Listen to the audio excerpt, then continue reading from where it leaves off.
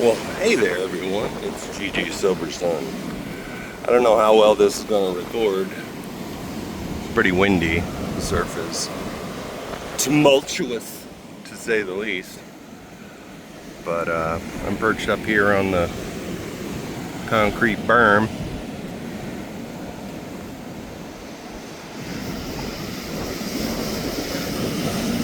September 28th. For the past 2 months, we have been studying passages and steps from the big book, Alcoholics Anonymous. Now, why not read the book itself again? It is essential that the AA program become part of us. We must have its essentials at our fingertips. We cannot study the big book too much or too often. The more we read it and study it, the better equipped we are to think AA, act AA, and live AA. We cannot know too much about the program. The chances are that we will never know enough. But we can make as much of it our own as possible. How much of the big book have I thoroughly mastered? And this will be a lifetime endeavor, right? A day at a time. But I have found that, so my home group, I may have shared this before, does a big book study every Tuesday. And we call it a study. We just read through it and share about it, right? And we do a 12 Steps and 12 Traditions meeting. We just read cover to cover on every Thursday, right? So what I've noticed over time, and again, I could read through it and probably not glean as much from the readings as I would in a group. Again, one more benefit of attending meetings is you get basically the collective group conscience at every meeting, you know, and in this case we're specifically looking at the literature and getting different things from it, you know, whether somebody heard this or somebody read it and they were like, wow, that didn't come across to me like that. Or, you know, like I said, they've heard somebody else share about their take on the passage. So it's always helpful.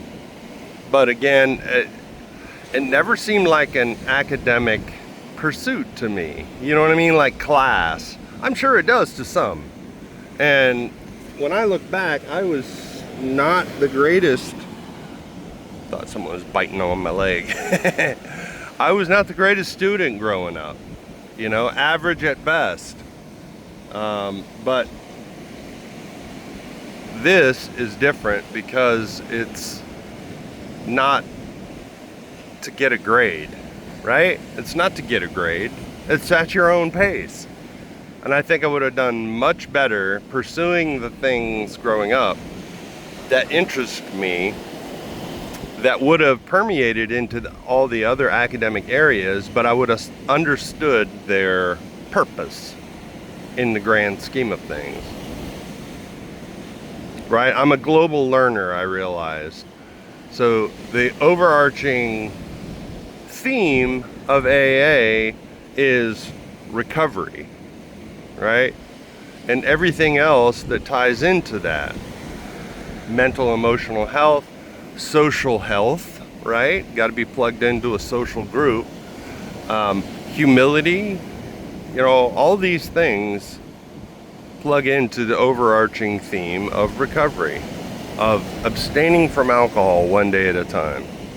But then, you know, once that's accomplished for a certain length of time, and that depends on the individual, then it becomes about living a vibrant, victorious, healthy life, right? And I think Bill Wilson refers to it as emotional sobriety. Well, it's emotional and social sobriety as well. But what I've noticed, I don't know if it's just because of having the Big Book meeting on Tuesday and the 12 and 12 meeting on Thursday, I've noticed that they overlap and they reference one another in certain themes and stuff like that. So I started writing in the margins where the specific themes that arise throughout each chapter reference back to the Big Book and vice versa. And it's or right, like the third step prayer in how it works there's a reference that I made to one of the stories in the back of the Big Book that I tell folks it's more of a contemporary version. On page 215, about midway down, it says, rather than all the these and thous of the third step prayer in how it works in the first 164 pages, this is basically just the bare minimum. And of course, after the third step prayer in it might be into action, I'm not sure. It's in the first 164. It says the wording is entirely optional, as long as the feeling is there, the idea, the basic idea is there. And on page 215 it says something like, and I'm going to paraphrase, God, here I am and here are all my problems. I've made a mess of things and can't do anything about it. You take it and do whatever you want with it, right? And with me. And that is the down and dirty of it. And it really meets all the requirements of the third step prayer. That has all the these and thous in it. Meditation for the day. We need to accept the difficulties and disciplines of life so as to fully share the common life of other people. Many things that we must accept in life are not to be taken so much as being necessary for us personally as to be experienced, in order that we may share in the sufferings and problems of humanity. We need sympathy and understanding. We must share many of the experiences of life in order to understand and sympathize with others. Unless we have been through the same experiences, we cannot understand other people or their makeup well enough to be able to help them. Now, is it necessary to go through those things? I don't think so. Personally, I believe the really Big Book has all the examples of mistakes we can make as human beings, that if we really integrate that book into our lives and into our hearts and into our minds, that we don't have to we can make our mistakes vicariously through them, right? There's a pastor that has gone through, he's in the middle of a storm in his life, that some darkness came in, that came to light, and he had to resign. And that breaks my heart, but doesn't mean his preaching was garbage, right? It just means that maybe he wasn't lifing out what he was preaching. And he had a saying, was it God's will? I don't know, but it is now, right?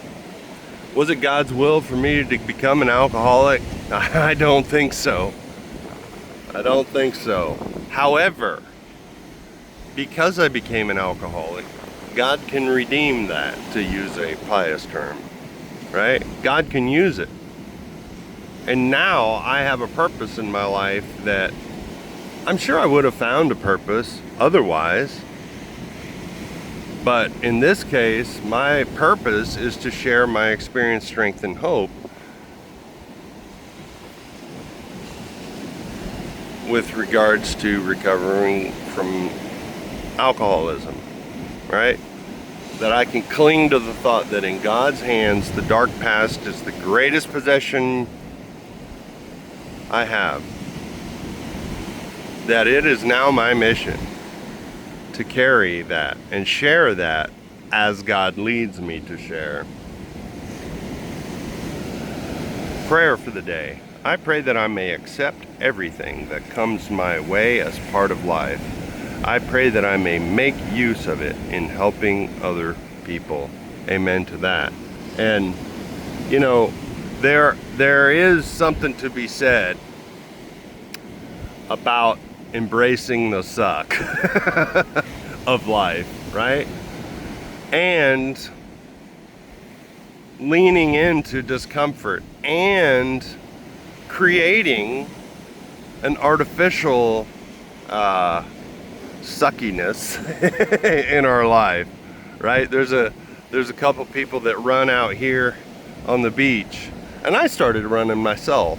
You know, I don't really like to run, but for a while, the last couple of weeks, I felt so good physically that I started running. And, you know, it tears me up and everything in more ways than one. But I feel like I get this sense of accomplishment, right?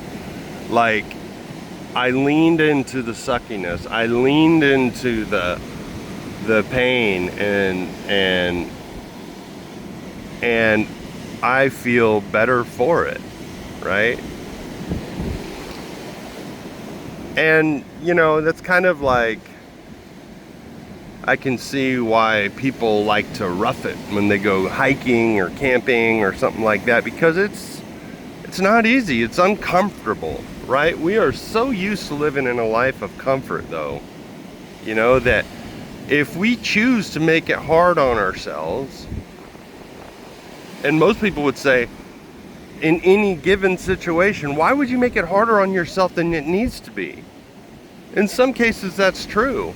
But sometimes, perhaps even often, we need to make things harder on ourselves. That's why people fast, why they abstain from food for days, right? And I've done this, and it has amazing benefits, right? I got real close to my higher power when I'm fasting from food. So, it's worthwhile. You know, I realized that when I stopped drinking, I stopped causing problems. And we don't have to experience self-imposed problems in order to be resilient. That makes us less resilient. And I think that's the key word right there, is we're more resilient. You know, even fasting from food for 72 hours, or now they're saying some intermittent fasting for like 18 hours at least, is better for our bodies physically, right? Obviously, if you do that too much, you're going to get anorexic, and I don't think that's God's will either. And I think I probably would have been seen as anorexic when I was 13, 14, because I was so skinny. But I grew so fast, you know. I was 6'3" at 13. So, you know, it's... But I continued to grow, and I grew out. And there was a point in my life where I hardly, if it wasn't for being in the military, I wouldn't have exercised or anything. I got up at, now I'm 6'5", and I got up to almost 280 pounds at my heaviest, and I felt awful, absolutely awful. But when I pushed myself consistently, not to the point of injury, I got better. So the point is, if we avoid alcohol a day at a time, we're in with a chance. We have an opportunity to learn and love and grow. So keep coming back, y'all. I love you. Look up. Aim up. Rise up.